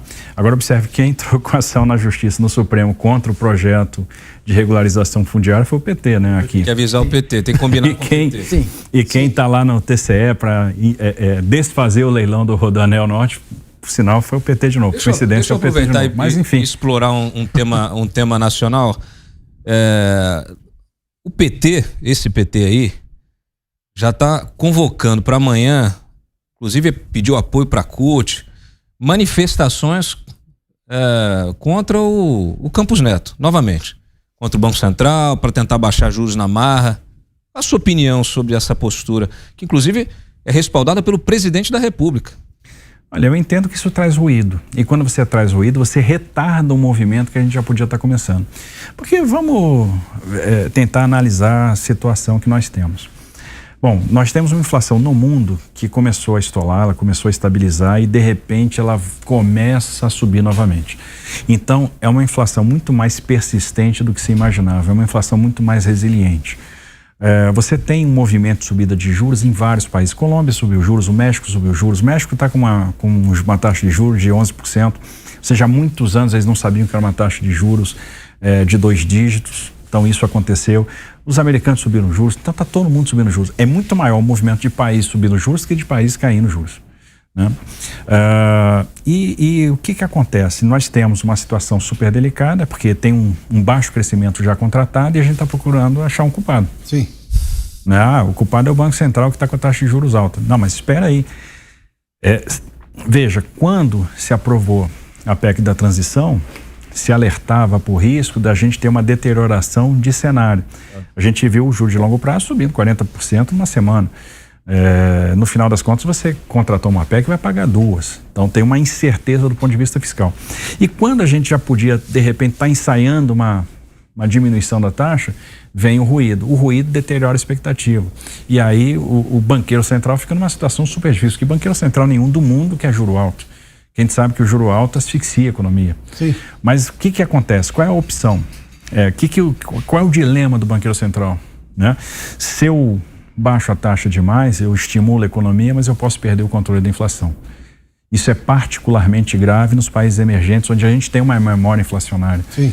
Né? E em contrapartida, se eu mantenho a taxa alta, ou se eu mantenho a taxa alta, eu asfixio, eu travo um pouco o crescimento e seguro a inflação. Então, o que um banqueiro central de país emergente faz? Qual é a postura desse banqueiro central? Que às vezes é diferente da postura de um banqueiro central de país desenvolvido. Então, eu entendo que, obviamente, o Banco Central quer baixar juros. Sim. Óbvio que é. Sim. Mas tem que ter o cenário para isso. E quanto mais ruído, quanto mais barulho a gente coloca no sistema, mais deterioração de expectativa, pior é. A gente dificulta o trabalho do Banco Central e não ajuda o trabalho do Banco Central. Vereador, deixa eu falar só dessa questão do barulho institucional. Boa parte dos investidores, eles dizem que hoje tem um ambiente de insegurança jurídica para investimento. O senhor atrai investimento, o senhor está interessado em fazer isso e vai criar as condições do ponto de vista do executivo, inclusive em parceria com o legislativo. Mas boa parte das decisões chega no Supremo Tribunal Federal. A gente viu, por exemplo, me lembro da história do Ferrogrão, que a obra não foi adiante, numa decisão liminar que foi concedida, se não me engano, pelo ministro Alexandre de Moraes, e depois a discussão não foi a plenária ainda. Eu tenho, por exemplo, uma decisão recente agora da coisa julgada, que os ministros do Supremo, por maioria... O próprio ministro Fux está alertando contra essa decisão. Aliás, uma divergência forte, né, institucional dentro do Supremo. Acabar a coisa julgada. E aí eu tenho muita gente disposta a investir, só que não se sabe qual é a regra do jogo. E não é que não se sabe a regra do jogo. Sabe-se a regra agora, sabe que vai mudar e pode mudar depois da obra pronta, o que é surreal. Como é que o senhor lida com isso? O que o senhor diz para o investidor que, claro, pode até ver no estado de São Paulo uma oportunidade de investimento, ver no governador alguém interessado, só que tem uma decisão do Supremo que pode colocar tudo por terra. Só para acrescentar um dado à sua pergunta, a indústria da habitação na cidade de São Paulo está com 150 bilhões de reais prontos para fazer investimentos no mercado imobiliário e estão parados por causa de 10 liminares concedidas que não são decididas nunca. Então essa insegurança jurídica que o Piotr está colocando, ela existe, ela atrapalha e tira a previsibilidade do investimento. Qual é a sua relação com os ministros do Supremo, governador? Olha, eu tenho uma relação muito boa. Sempre que eu precisei recorrer ao Supremo, fui muito bem atendido, encontrei o espaço para ser ouvido. Vou continuar procedendo da mesma forma. Eu vejo muita razoabilidade dos ministros ao argumento. Eles são muito sensíveis ao argumento. Eu vou dar um exemplo. No ano passado, sem que tivesse no nosso radar, sai um primeiro voto numa ação direta de inconstitucionalidade que discutia o artigo 27 da Lei 8987, que é a Lei de Concessões, que é a lei que trata da transferência de controle acionário dentro de uma concessão. E a decisão que tinha sido prolatada era muito ruim para nós, porque ela dizia que aquilo não era possível, que deveria ser feita uma nova licitação e modulava o efeito, abria um prazo de 2 anos para que novas licitações fossem feitas. A gente disse, meu Deus do céu, eu faço transferência de controle acionário quase toda semana. Sim. Existem grandes operações que vão ser prejudicadas com isso. A da linha 6 do metrô, por exemplo, e com uma operação de financiamento de grande porte, pronta para sair, um project finance. Bom, isso foi levado ao conhecimento dos ministros do Supremo. Então, primeira coisa, eles interromperam o julgamento, ouviram os argumentos. O próprio ministro relator mudou de posição. Então, observe que mudar de posição é um gesto de tremenda humildade. Quem quer acertar. Sim. Né? Exatamente, é uma postura de quem quer acertar, de quem entendeu, de quem estava disposto, aberto a ouvir o argumento. E, no final das contas, a decisão final foi uma decisão favorável pela manutenção da constitucionalidade do artigo 27, e isso abre uma possibilidade de investimento grande. Isso acontece muito no setor portuário, isso aconteceu no mercado de concessão de rodovia, isso aconteceu nas ferrovias, isso acontece toda hora. Isso aconteceu no metrô de São Paulo.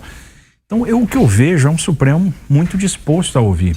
A gente tem tido, frequentemente vou ao Supremo Tribunal Federal, levo demandas, procuro levar argumentos, construir bem esses argumentos. Observe que o Supremo aprovou e declarou constitucional a Lei 13.448, que tratava do investimento cruzado, ou seja, da utilização de uma outorga, de uma concessão ferroviária em obra ferroviária em outra malha, que é uma ousadia. E essa ousadia permitiu as obras da FIOL, permitiu a construção da ferrovia de integração do Centro-Oeste, vai permitir a construção do ramal Cariacica-Anchieta. O Supremo anuiu com isso, o Supremo deu seu aval. Então eu entendo que cabe a nós trazer os argumentos para convencer o judiciário, que o judiciário obviamente vai fazer esse papel de botar na balança, e pesar argumentos pró, contra, e como juiz decidir. Mas o que eu vejo é que nos últimos anos a gente conseguiu trazer investimentos.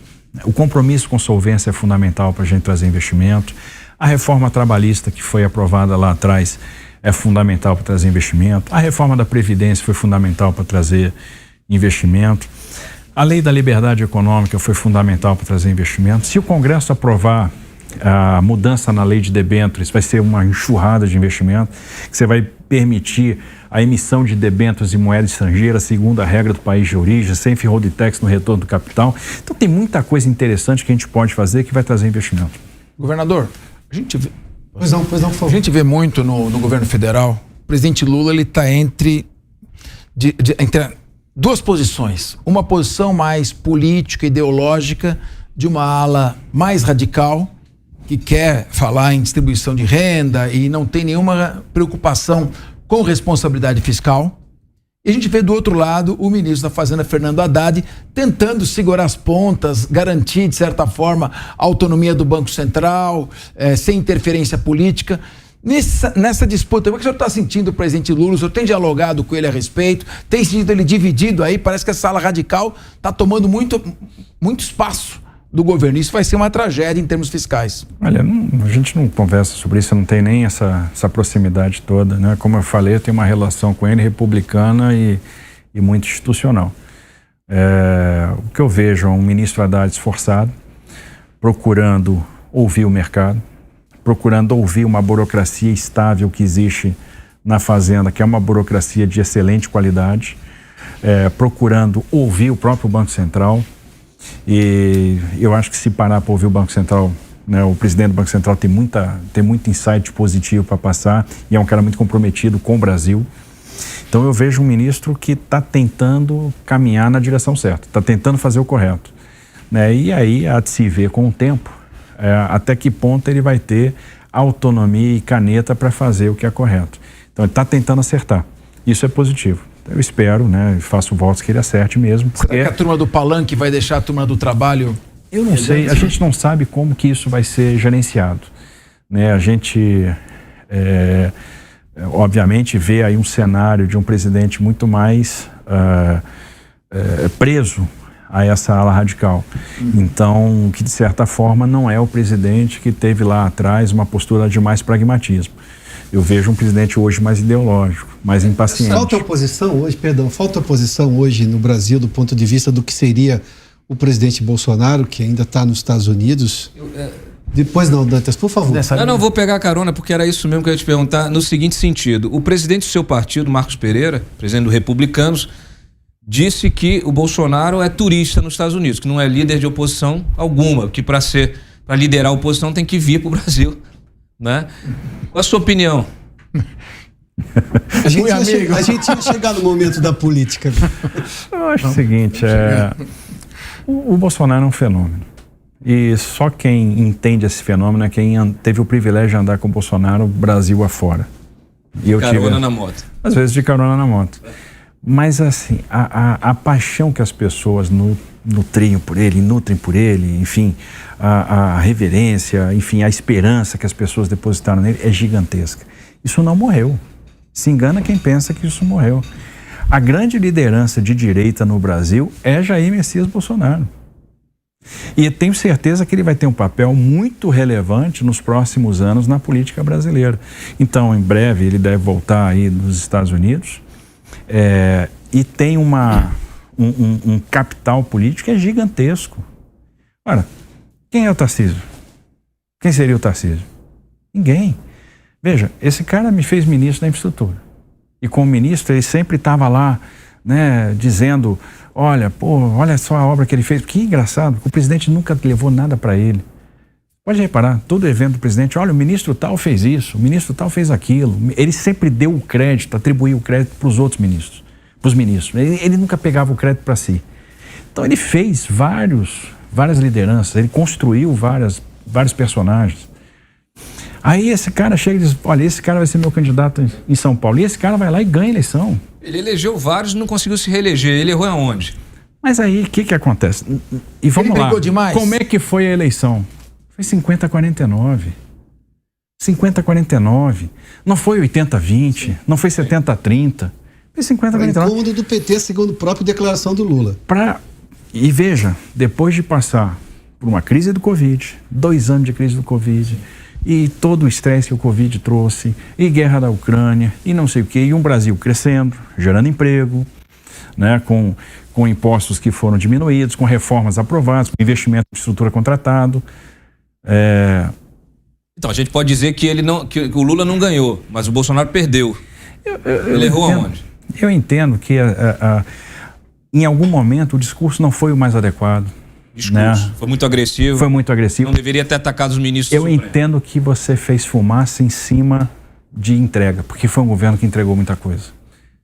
Foi um governo que fez a diferença. Porque observe. Fez fumaça no sentido de apagar a realização.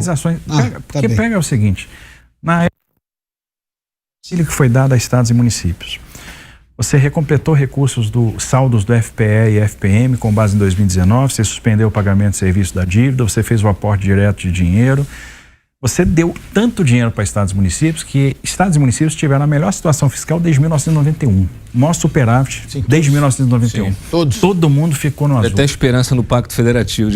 Aí, de repente, você vem com benefício emergencial, você vem com Pronamp, você vem com medidas que salvaram empresas, preservaram empregos. Quantos empregos foram salvos com Pronamp e benefício emergencial? Quantos municípios pagaram salário com os recursos que foram aportados pelo governo federal? Né? Então foi um despejo de dinheiro e isso foi feito de uma forma que o Brasil não quebrou. A relação dívida-PIB caiu. Observe, quando a gente fala em superávit, nos últimos anos sempre houve superávit com o aumento da receita, pelo lado da receita. Então, no período Palocci, a receita cresceu 9%, a despesa cresceu 7%. No período Mantega, a receita cresceu 7%, a despesa cresceu 5%. No período da Dilma, a despesa cresceu 5%, a receita não cresceu. Aí o Brasil quebrou. Quando chega no governo Bolsonaro, pela primeira vez desde a Constituição de 88, a gente teve redução da despesa administrativa. Então, você conseguiu reduzir despesa, você reduziu a relação dívida-PIB, mesmo com todo o recurso que foi aplicado no enfrentamento das crises. São coisas que a gente tem que parar para pensar, puxa vida, isso aqui funcionou. Né? Quantos investimentos foram contratados? R$1 trilhão de investimentos. Mas a narrativa de quebra do país, de crise econômica, de desemprego, colou a narrativa do PT. É isso que eu ia dizer, a narrativa do PT está colando e não tem ninguém da oposição no Congresso Nacional fazendo um contraponto e mostrando dados objetivos. O Lula está falando sozinho, que Bolsonaro quebrou o país, e não é verdade, e não tem ninguém contestando. É muito típico do PT desprezar o legado, né, e pintar esse cenário de terra arrasada. Só essa que eles estão convencendo, na sua opinião, porque eu tenho que levar em conta que a noção de política do cidadão brasileiro aumentou de forma gigantesca. Se eu comparar com os anos 80, temos um cientista político aqui, mas é impressionante. Sinceramente, eu acho que não. Eu entendo que a população está esperando. Então, de repente, existia quem tivesse chateado com o governo do presidente Bolsonaro e que fez uma aposta numa mudança e está esperando alguma coisa. E se alguma coisa não acontecer, eles vão perdendo credibilidade. Então, e essa alguma coisa, basicamente, é a economia. E daí a ansiedade. Eu vejo que vai ser um governo que vai ficar cada vez mais ansioso. Puxa, e aí? Poxa, não está crescendo. Pô, a inflação está subindo. o emprego que a gente vinha melhorando começou a piorar, né? Então a gente chegou a bater 7,9 de desemprego, já está 8,3, já está 8,4. Então assim, essa lua de mel tem dia e hora para acabar. Eles não têm plano e não têm quadros, né? É impressionante, assim. Uma hora vai acabar o noticiário a favor deles e eles vão ter que... Essa lua de mel vai acabar. O senhor acha que o governo do PT tinha alguma certeza que iria ganhar? Porque quando se fala com o mercado, eu estou falando de analistas, não somente do mercado financeiro, eles dizem que o que o Christian faz menção de falta de quadros, o governo, na hora que chegou, falou, bom, eu tenho que governar o Brasil. E aí começou a faltar gente, tem 37 ministérios, mas não se tem exatamente o que se pode chamar de uma excelência técnica.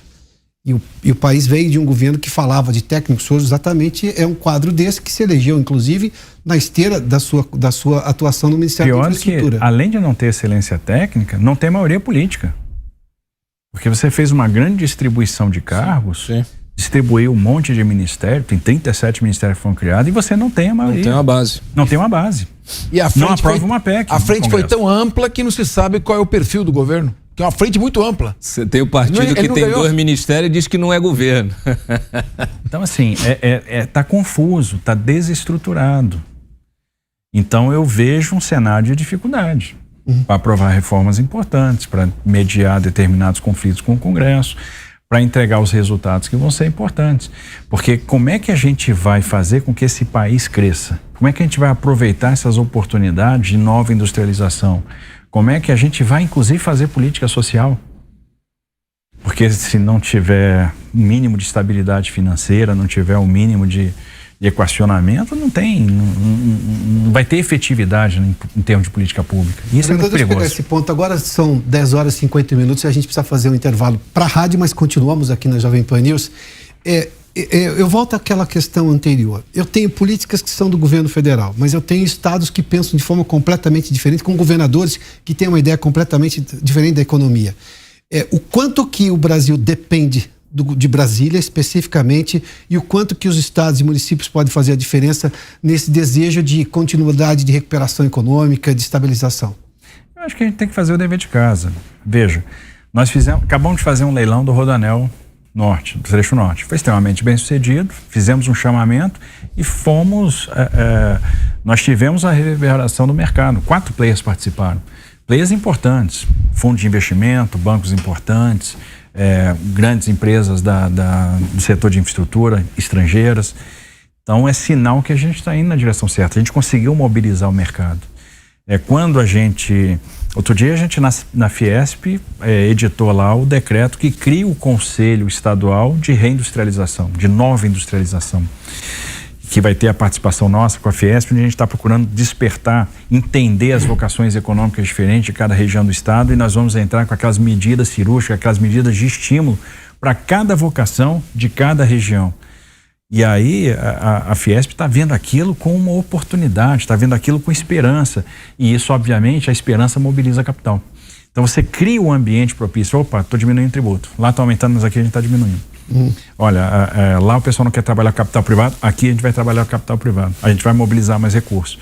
Obviamente, existe uma interdependência do Brasil com os estados, no sentido de que o investidor, sobretudo estrangeiro, ao decidir entrar ou não no país, ele está enxergando o macro. Quando eu fazia roadshows no exterior, eu perdia um bom tempo explicando o Brasil, explicando os passos que a gente estava dando. Porque se o investidor resolvesse comprar o Brasil, o seu projeto iria comprar. Aí era meio caminho andado. Por isso que a gente teve sucesso em fazer leilões, mesmo quando o cenário era absolutamente adverso. Observe que a gente fez leilões de aeroportos no meio da maior crise da aviação da história. Sim. Onde as aeronaves ficaram todas graudeadas, ficaram todas no chão por causa da crise do Covid. E o pessoal dizia, você vai vender aeroporto? Você está maluco? Não, a Índia ia vender, existiu, o México ia vender, existiu, a Colômbia ia vender, existiu, viramos vendedor exclusivo. Vamos botar porque tem um caminhão de capital aí fora e a gente vai conseguir mobilizar esse capital. Vamos mostrar os passos que nós estamos dando. Então, obviamente, se o Brasil não for na direção correta do ponto de vista fiscal, a gente começa a ter dificuldade, né, de mobilizar alguns investidores, né, porque tem requisitos pesados de governança, exigência de retorno sobre capital. Mas aqui em São Paulo a gente vai criando um ambiente propício à atração de investimento, como o Zema está criando lá em Minas. E aí nós vamos trazer um negócio. É o contraponto que tem que ser feito, porque isso é importante para os estados. A gente precisa, vem cá, qual é a direção que vai trazer prosperidade? Qual é a direção que vai trazer o emprego? Qual é a direção que vai trazer negócio? Como é que a gente está enxergando determinada oportunidade? Como é que eu mobilizo essa oportunidade aqui para dentro? Porque isso vai fazer a diferença aqui para o cidadão de São Paulo, vai trazer emprego aqui em São Paulo. Né? Por exemplo, como é que a gente vai se tornar líder no hidrogênio verde? Então são essas perguntas que a gente tem que fazer e criar esse ecossistema que vai favorecer a chegada do investimento para cá. Governador, Pois não. Vamos lá. Da China um pouquinho? Faz tempo que o Tomé não pergunta. Tomé, por favor. Da China. Vamos lá. Estamos entrevistando aqui o governador de São Paulo, Tarcísio de Freitas, nesse direto Mas ao eu quero ponto. voltar Tomé nesse Abduch. assunto que vocês estão falando. Governador, eu queria falar um pouquinho sobre segurança pública. A sensação de medo das pessoas, ela cresce a cada dia. Nós estamos vendo a população do estado de São Paulo cada vez mais presa dentro de casa. Vem um bandido, ele rouba o seu telefone, a bolsa da sua esposa, ele bate no seu filho. As polícias eventualmente o prendem. Aliás, eu queria fazer um elogio às polícias do estado de São Paulo, a civil, a militar, as guardas civis, que são muito competentes, muito sérias. Mas esse bandido, ele acaba indo para uma delegacia, depois de algumas horas, ele está solto. A sensação de impunidade, ela é muito grande dentro do país e no estado de São Paulo. Qual a política que o senhor está pensando em adotar em relação à segurança pública? E nós não poderíamos aqui adotar uma política de tolerância zero, como já foi adotada em outros estados, em outros países? De certa forma, a gente já está adotando. Observe que a turma tentou invadir terra aí no carnaval, nós não permitimos. Diferente da Bahia. Nós não permitimos. E não vamos permitir. Quando teve aquela questão toda do 8 de janeiro, a invasão dos prédios públicos, a gente fez uma grande mobilização em termos de segurança pública. Nós repudiamos o que aconteceu e dissemos: nós não vamos tolerar invasão de prédio público em São Paulo. Não vamos deixar entrar na Lesp, não vamos deixar entrar no Tribunal de Justiça, no Palácio dos Bandeirantes, nada disso. Só que agora a gente tem que fazer lá dentro. Do mesmo jeito que a gente não ia tolerar invasão de prédio público, nós não vamos tolerar invasão de propriedade privada. Na questão da segurança pública, qual é a nossa aposta? Tecnologia. Acabamos de assinar o convênio com o Cortex, com o governo federal.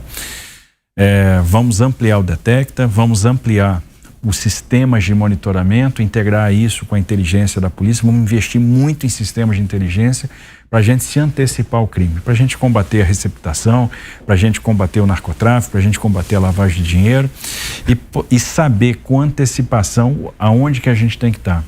Né? Então vamos georreferenciar isso para que a gente possa dispor de uma maneira otimizada o nosso efetivo. Vamos criar medidas de liberação do efetivo. De que forma? Convocação, na verdade, mediante remuneração daquele militar da reserva para eu liberar o da ativa para ir para a rua. Então isso é uma medida interessante. Trabalhar com parte do efetivo temporário. Então a gente tem uma série de medidas para aumentar o efetivo. Obviamente fazer os concursos, nós temos uma série de concursos programados, né? Nós temos aí, estamos em vias de contratar mais de 5.000 homens. Recentemente fizemos aí a incorporação de 878 novos policiais militares, mas não vai parar por aí. Existe uma política de valorização das carreiras e, obviamente, isso tem muito a ver com o salário. Então, a gente está trabalhando isso com a Secretaria de Fazenda agora, para a gente dar a devida valorização que os nossos profissionais de segurança pública merecem. E é aquele negócio, investimento em tecnologia, aumento do efetivo, valorização, respaldo do Estado. E eu tenho certeza que a gente vai melhorar a nossa performance. Nós vamos ver a criminalidade caindo e os nossos índices melhorando. Pergunta para ele. Vamos lá, 1 minuto, rapidamente, por favor. Bom, se tem 1 minuto, minha pergunta é a seguinte: eu vi o senhor na final do Campeonato Paulista Série A2, Portuguesa e São Bento. Nós estávamos lá, o senhor é pé quente. A Portuguesa ganhou, teve acesso e escapou agora do rebaixamento. O senhor é um homem otimista. O senhor vê com otimismo o nosso país? Eu sempre vejo com otimismo. Porque o Brasil tem tudo para dar certo. Tem recursos naturais, o Brasil tem tecnologia, o Brasil tem um agro extremamente competente e o Brasil tem um ser humano, né? Tem um material humano criativo, empreendedor, batalhador. Então nós temos tudo para dar certo. Se a gente mexer as alavancas corretas, a gente vai ver esse Brasil disparando. Aqui em São Paulo, nós vamos acionar a alavanca da energia para aumentar a oferta, aproveitar o potencial do gás, trazer o gás do pré-sal para o continente. mexer com hidrogênio verde. Nós vamos mexer a alavanca da capacitação profissional para abrir a porta do mercado de trabalho para os nossos jovens, para abrir a porta do mercado de trabalho de alta tecnologia. Vamos formar programadores. Nós vamos mexer a alavanca da infraestrutura, né, com investimentos importantes, mobilizando capital privado. Vamos mexer a alavanca do crédito, principalmente para o micro, para o pequeno empreendedor, e vamos mexer a alavanca tributária, reduzindo carga tributária. E permear isso tudo de digitalização, de desburocratização. Então a gente vai ver a iniciativa privada se mobilizando, os negócios acontecendo, o Estado crescendo. Isso vai ajudar o Brasil, porque se São Paulo cresce, o Brasil cresce. O que é bom para São Paulo é bom para o Brasil, né? Estamos falando de 1/3 do PIB, 22% da população. Então eu sou otimista com o futuro do Brasil, não tem como não ser. Eu acredito nesse país que vai ser uma grande potência. Governador, só rapidamente, o senhor tem uma viagem para o exterior na semana que vem. É para buscar investimento, é isso? Para buscar investimento. Esse negócio de buscar investimento é uma obsessão. A gente tem que mobilizar o capital estrangeiro para vir para cá, e eu estou muito otimista na mobilização desse capital. Governador, muitíssimo obrigado pela gentileza de nos atender aqui na Jovem Pan News, nesse Direto ao Ponto. Tomé, Christian, Dantas, Capês, obrigado pela gentileza. Muito obrigado a você que nos acompanhou aqui pela Jovem Pan News, nesse Direto ao Ponto com o governador Tarcísio de Freitas. Muito boa noite. Na segunda-feira da semana que vem, às 9h30 da noite, nós estaremos de volta. Até lá.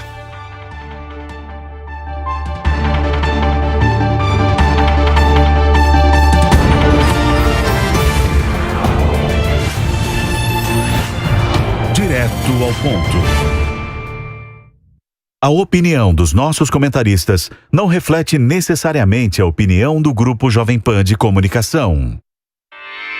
Realização Jovem Pan News.